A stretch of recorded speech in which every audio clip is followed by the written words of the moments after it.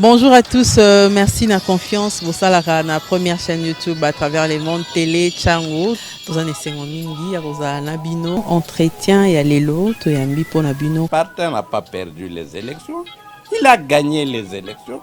Boye bisa bango bati kapeli seki. Congolais asi à la muki. La muka asala ka ba réflexion ya bien pour na mboka oyo. FCC na la muka ba ebani bien. Manque à confiance ils a déjà. Il n'y a aucune coalition entre FCC et Nalamuka. Le fait que nous gardions jalousement les preuves que nous avons, c'est parce que nous avons un grand respect pour nos frères. Union sacrée. Le blocage au niveau de la CENI a un nom. Il s'appelle Monsieur Félix Tshilombo.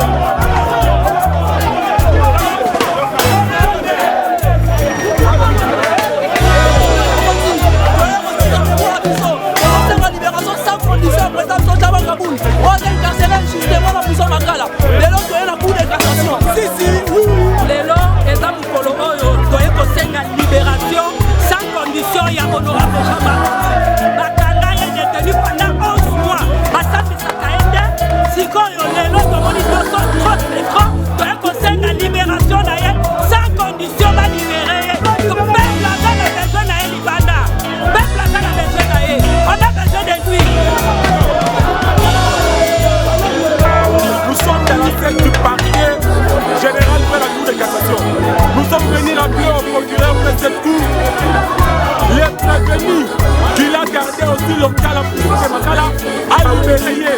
Kaboun n'a pas détourné, n'a pas volé. Kaboun n'a pas violé. Dis-moi, ce jour, Kaboun a quelqu'un qui a plus vraiment. Mais c'est Kaboul, c'est un prisonnier parti de Chilombo. Donc c'est M. Félix a exigé Kaboul ou soit a libéré Kaboul. Dans les jours à venir, si notre président Kaboul n'est pas libéré, la rue sera notre dernier recours.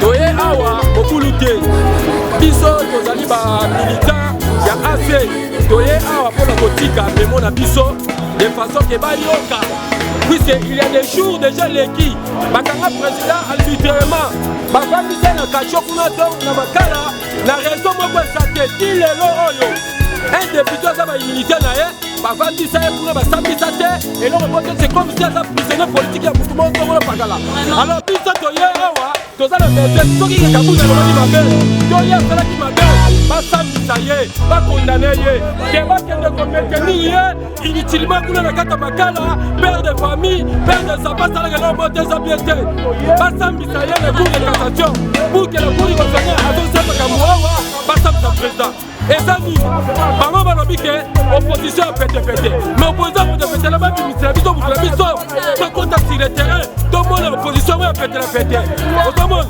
comment se fait-il okomi kolongola bato mosusu babino botika na terrain toya nikima balibéra président na biso balibéra président Jean Kaboul sans condition aza liberté ata makambo ya mboka na biso botala loboka pasi souffrance boulaganda dollar ya parla pas boyiba la parla pas balibéra président na biso otanga tolo baka ya ngona lelo toya ya constitution un député national la baimilité na ye toye komona article 101 le règlement interne de l'Assemblée nationale nde yango lelo toye kodépose memo na biso non violence mais tomoni awa ekomi bapesa baordre biso tozobelela na mongongo ya likolo baautorité nationale na internationale bayoka biso bato président Jean-Marc Kaboul à Kaboul basambisa ye soki aza réellement na infraction bakanga ye soki aza na infraction te balibéré pourquoi babombi ye bazosambisa ye te babombi ye akomi prisonnier privé ya meseti lomo nde yango tokolemba te déjà bamesanisi biso na balabala oyo eza première manifestation ya ligue des jeunes mbala koya tokozwa badécision oyo bakonduisa président na biso na boloko merci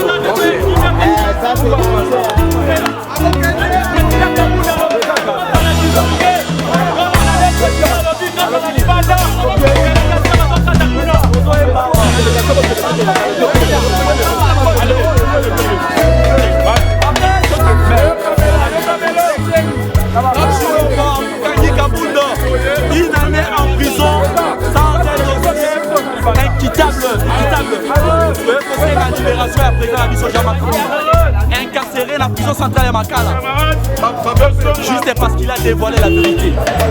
Aujourd'hui, tous les détracteurs de l'État sont dehors et sont le participant de ces pouvoirs de M. Tshisekedi. Tous ceux qui ont violé, tous ceux qui ont volé l'argent de ces pays, les deniers publics de l'État, sont aujourd'hui dans le pouvoir en place. Mais c'est lui qui est arrêté injustement, incarcéré à la prison centrale de Makala pendant une année sans un dossier équitable. Aujourd'hui, nous sommes descendus à la Cour de cassation, là où son dossier est assiégé. Nous demandons sa libération. Nous sommes venus déposer notre mémo auprès du procureur de la Cour de cassation. Il doit les recevoir et assigner M. Jean-Marc Kaboul en résidence surveillée. Nani Azamo Kamani. Yo, il va libérer à travers la pouvoir. Nous avons solo.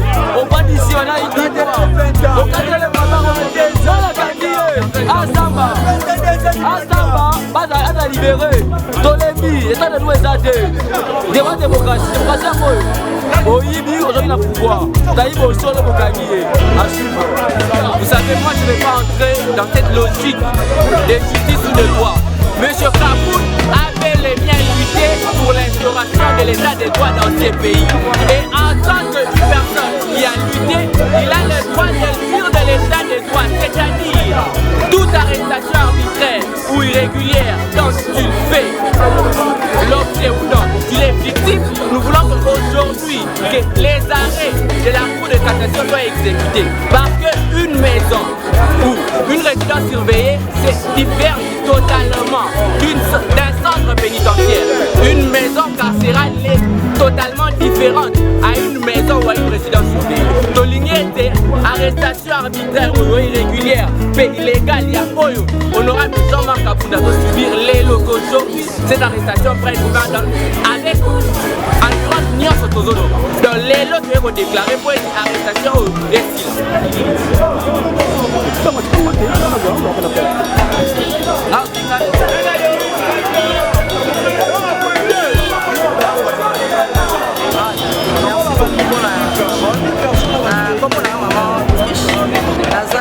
vice-président sectionnaire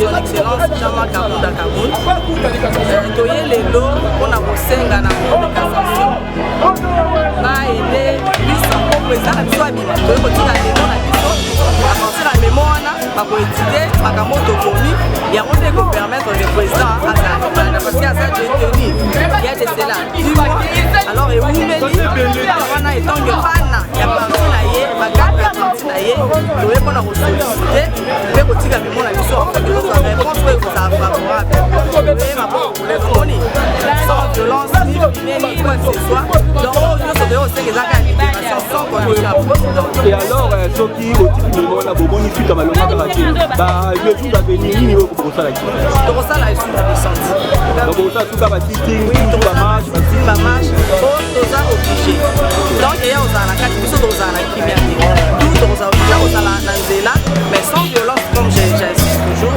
mpona kosenga libération na bientôt c'est la période électorale aza mpe parmi bacandidats donc kofaza libanda mpo masolo na biso ekele malamu na ndenge elongo bandi komonti ya lingala mais la justice balobaki na résidence ezalaka na boloko résidence surveillée yango ndeni tozo kota non azala na résidence surveillée te azala na prison ya makala jusqu'à aujourd'hui azala na prison atikala jamais kozala na résidence surveillée match osiki bozala na memo mpona ko libération na ye mpona libération na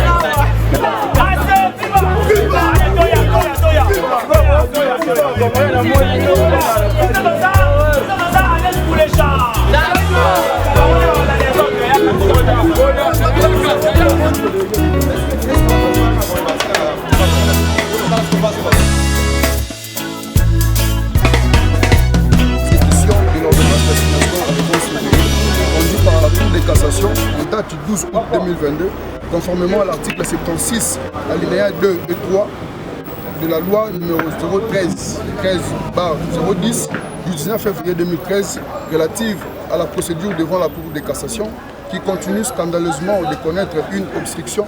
Pourtant, selon les procédures, il vous revient le devoir d'exécuter cette décision de justice. Monsieur le procureur général, veuillez exécuter l'assignation à résidence surveillée de l'honorable Jean-Marc Kabunda Kabound et ensuite mettez définitivement fin aux poursuites judiciaires à sa charge. Car, par son point de presse du 18 juillet 2022, notre président national vous avait dénoncé des faits évidents devant vous permettre de l'approcher a priori comme un potentiel renseignant et non comme un infracteur hasardeux. Nous sommes persuadés que vous avez ouvert, après sa mise en accusation et sa détention, des dossiers relatifs aux faits de corruption, concussion, roulage de recettes publiques, détournement des deniers publics, bradage des ressources de l'État et même de sûreté. Tous les auteurs de ces faits infractionnels sont sans moindre doute des hauts placés de ces régimes, tels que l'avait dénoncé l'honorable Jean-Marc Kabunda Kabound dans son discours du 18 juillet 2022. Nous invitons notre justice, celle que vous engagez par chacune de vos actions, de poursuivre, arrêter, détenir, juger et condamner les véritables criminels de ces régimes, de mettre fin à l'impunité que de détenir illégalement et arbitrairement un député national qui a dénoncé les antivaleurs dans l'exercice de ses fonctions de parlementaires autant que d'acteurs politiques. Nous prenons le peuple congolais à témoin ce jour sur les dérives du pouvoir en place au sujet de cette détention arbitraire et honteuse.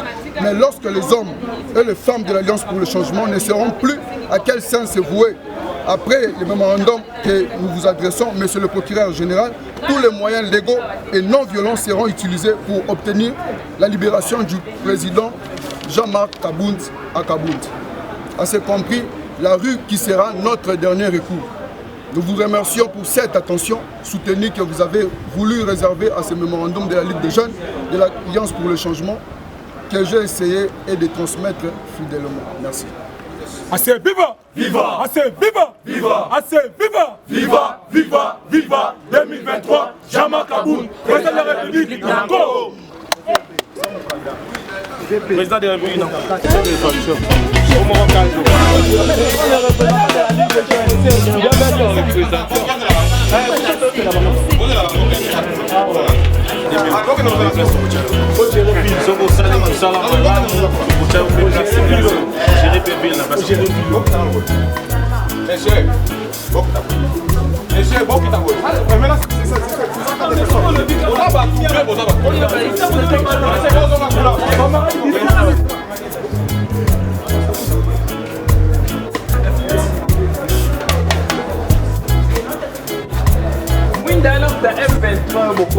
Au monde à présence de Bilengue, il y a Alliance pour le changement. Parti cher, il y a honorable Jean-Marc Aboun de Kaboul.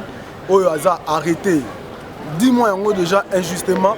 Le dossier n'a pas fixé. On ne comprend plus ce qui est vraiment nini. Le dossier n'a il y a qui n'a cour de cassation va fixer en résidence surveillée depuis le 12 novembre. Oyo a fixé en résidence surveillée. Mais voilà, jusqu'aujourd'hui, décision ils ont souffert d'une exécution. On ne sait pas si c'est quel genre de pays où on ne respecte plus les lois. Tant que constitution, ils ont fait ça, député national, Ndingisa, Yakoloba, opinion, il est libre, approuvé dans le règlement intérieur, dans l'article 101, que député national Bakoki Kokanga a été arbitrairement. Mais voilà, les lots, Tissiko 10 mois, le président national Jean-Marc Aboun a toujours arrêté. Nayango, et Bengamaki na biso Bilengue, il y a Alliance pour le changement, précisément où il y a ville à Kinshasa. Toya Awa Inde Tina cour de cassation pour déposer Mémon Abisso. Mémon Abisso, tous en apportant Toyeba. Dossier à président Abisso Ezati et commis na niveau Nini. Ce qui était, Makamubazolo Bakeza est solo, mais va fixer le dossier. Nous voulons que les dossiers soient fixés et puis qu'on sache le vrai raison du président Nabiso dans la prison. Parce que lui, il avait juste dénoncé le bavure au Nabiso sur le spectacle Nakatia gestion Mboka. N'est-ce pas? Tant qu'on a dit Makabuya, au Italie, paradis fiscaux. N'est-ce pas que notre détournement? Voilà pourquoi, même je ne comprends pas ce pays. Comment on peut jouer dans le jeu des mots et puis tu regardes Boba Sopani? Au moment où tu as non, chaque week-end, qu'on s'investir dans le paradis fiscaux, mais détournement, c'est un paradis fiscal. C'est la question qu'on doit se poser. Pourquoi il avait parlé de ça? Mais loko la Maëlle, Yakobongisa Mboka exacte, Bazaka na Maëlle Mutema Mabe. Loko la bamoni ete yenda zana makanisi Yakobongisa Mboka, balobi mutaboy, place ya mutamala mufoto tcha na prison. C'est par là au moni batamabe nyonso, ba misibi bango libanda. Nous voulons que les dossiers de notre président national soient fixés dans les délais. Et maintenant, et si tu as les jours à venir, que ferons-vous encore? Nous sommes les abeilles. Moi qui vous parle, je suis le président fédéral de la Ligue des jeunes à Moamba. Siège, le pouvoir. Donc à tout moment, ceux qui te sont ils ont continué toujours. Dossier sur la solution, nous aussi nous allons toujours continuer la procédure. Et le bami na mibé kwa mboka. Toko ça la marche, toko l'embate, toko ça la sitting, toko l'embate parce que le bilan, il y a M. Tshisekedi est largement négatif. Le président Kaboun s'est déclaré haut et fort qu'il est le candidat potentiel. Il y a Namboka au candidat président de la République. Donc, attends la prison. Et le but est que nous sommes dans la prison, que nous, Toko l'embate, jusqu'à ce que Toko soit pouvoir en 2023. Vous êtes sûr qu'en 2023 et 2024, vous êtes sûr que Jean-Marc Aboun a la prison? Non, 2024 était quand le 20. Nous voulons que c'est 20 décembre que M. Tshilombo et son régime vont organiser l'élection. Vous êtes sûr que... Nous sommes très sûrs même, très convaincus que pouvoir Oyo, ils ont Jean-Marc Aboun. Mais les signes des temps, ils ont mon nana. Il faut qu'on attende la Bible. Nani Joseph, pour comme ministre il aurait fallu aller à la prison. Même Jésus-Christ, il a été crucifié pour mon abokonza likolo. Donc ils ont un parcours et en plus c'est la première fois est-ce que tu sais qu'il y avait quel bilan? Moi il changeait déjà plus loin 500 francs. Lui par contre qu'on battu. Maintenant c'est avec ces bilans que tu sais qu'il y a gagné le président Nabiso. Nous disons on a perte à vitesse. Parce que notre parti est tellement bien installé. Et maintenant, et dernièrement, Tokaki que Jacques qui proclamé que la justice que la liberté résidence surveillée. Mais tu le trouves que na boloko ni ko bana na nyoso na yango na lobaki déjà liboso que non les dossiers Kaboun ou soit l'assignation en résidence surveillée souffrent de l'exécution, n'est-ce pas? C'est par là que nous avons compris que c'est M. Tshilombo avec son régime va monter la cabane pour fragiliser l'héritier ou soit l'élève, le fils idéologique de Sifenx, c'est honorable Jean-Marc Kaboun. Mais Yepé, Boyebi, Kanaï sera toujours solide. Il est toujours mentalement engagé. Il nous dit toujours que dans cette année, Égolégaté, Alliance pour le changement, Kaboun, président de la République. Merci. Je voudrais parler. Aujourd'hui, nous sommes venus pour déclarer la libération totale de notre président, honorable Jean-Marc Kaboun à Kaboun. C'est pour cela que nous sommes nombreux. La Ligue des jeunes de Moamba, la Ligue des jeunes de Tiangou sont là pour mobiliser et demander la libération totale de l'honorable Jean-Marc Kaboun. Vous savez bien que le pays est en train de souffrir. Le pays souffre. Le pays est malade. On avait pensé arrêter honorable Jean-Marc Kaboun. Koti Kaye na kati ya prison, bakanisa que solution ko zama na mboka. Voilà, nous, la jeunesse, nous avons dit, nous devons travailler avec honorable Jean-Marc Kaboun, relever ces défis que le Congo, Oyozo Zelake, Bisso, jeune bilingue, to travailler, yango toye na isika oyo. Na koloba lisusu ke jeune nyonso oyo ayebi ki aza congolais. Parti na biso comme nango Alliance pour le changement. Changement et bandakana mtena mboka. Changement et bandakana peuple. Oyo bafani na kati mboka après ezu na mboka. Yango na kosenga na ba jeune nyonso baya ba adhérer na parti Alliance pour le changement. Biso moko na no changement banda après to ko changer oyo nyonso ezo salama na mboka na biso.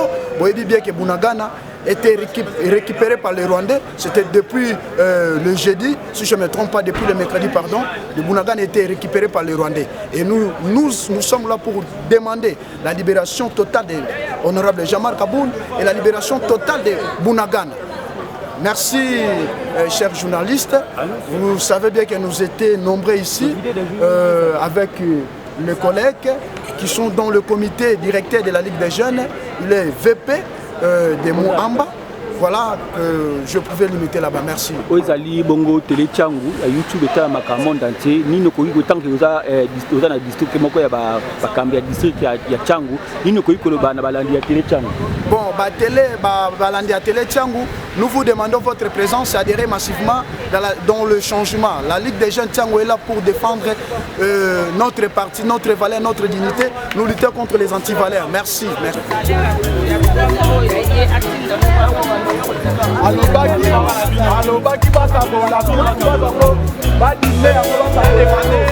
Il a demandé plus de l'institution. Donc lui, n'a pas voulu seulement pas non. Lui, il fait la politique, pas pour son ventre, c'est pour l'intérêt de la population. Vous voyez, dans la boue, c'est un état d'esprit. On est prêt à vous gagner le pouvoir. Non, Toyaki Awa, la partie Cour de cassation, je que la procureure près de la Cour de cassation, mais mon abisso la Ligue de jeunes. Alors, Toye, qui peut me mon abisso. Et toujours espérer que dans les jours à venir, Awa va quitter le président Abisso. Parce que Boyebi était président Abisso a sali 10 mois, plus de 10 mois dans la prison centrale de Makala, sans jugement. Alors, ils allaient vraiment mal à Mingi, état de droit au Balobaki Bayembaki Mingi. En tout cas, état de droit, on a toujours mon angoté.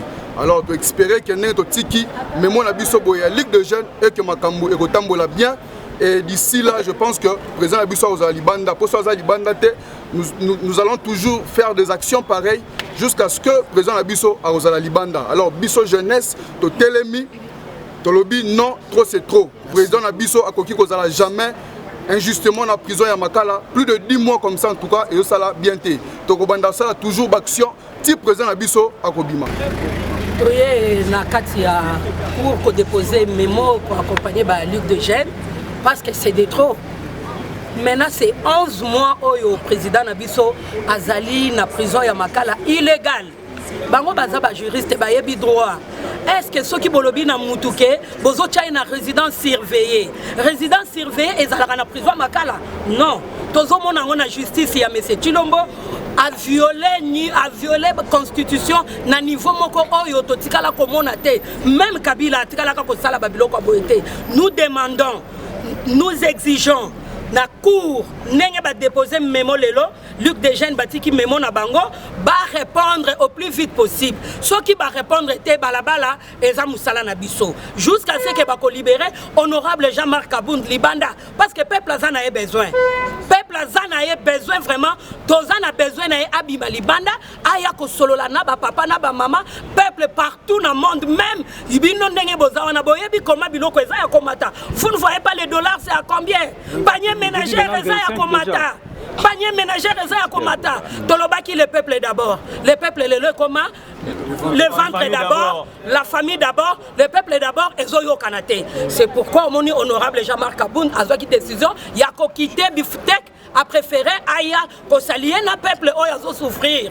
To sengi na cour nenge bazui memo ba libérer. Soit qui va répondre bisoté balabala ezanda kuna biso ya kolala to yebi ke bazokanga batu. Injustement biso peut être d'accord la justice wana ba ke na biso ne ba ok na biso. Merci. Merci beaucoup. Quand même occasion de toujours profiter